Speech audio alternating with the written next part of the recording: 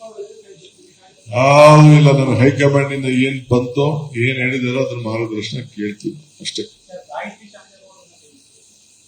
ಅದು ಕೆಲವು technical issues ಇದೆ ನಮ್ಮ ಪಾರ್ಟಿಲಿ, ಕೆಲವು ಟೆಕ್ನಿಕಲ್ ಇಶ್ಯೂಸ್ ಇದೆ.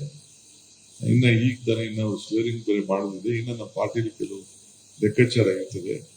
ಅದನ್ನ ನಾವು ತೀರ್ಮಾನ ಮಾಡ್ತೀವಿ. ಅದನ್ನ ನಾವು ಬೇಕಾದಷ್ಟು ನಿಮ್ಗೆ ಲಿಸ್ಟ್ ಈಚೆ ಬಂದಿರ್ಬೋದು, ಎಲ್ಲ ಫ್ಯಾಕ್ಸ್ ಮೇಲೆ ಯಾವ್ದಾದ್ರು ಹೆಸರುಗಳೆಲ್ಲ ಬಂದಿರ್ಬೋದು.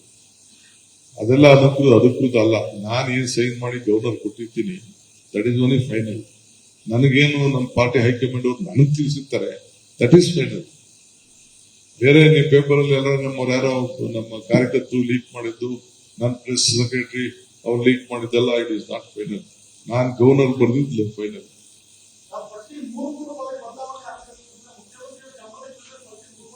ಎಲ್ಲೂ ಆಗಿಲ್ಲ, ನಿಮ್ ಕಾಣ್ತಾ ಇದೆ ಅಷ್ಟೇ.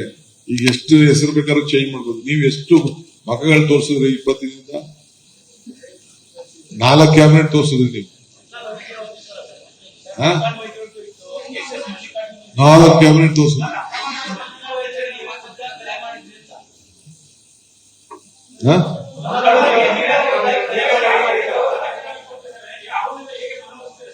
ಖಂಡಿತ ವೈದ್ಯ ನನ್ನ ಜೊತೆನೇ ಇದ್ದಾನೆ, ಹಿಂದೆಯಿಂದನೂ ಜೊತೆ ಇದ್ದಾರೆ.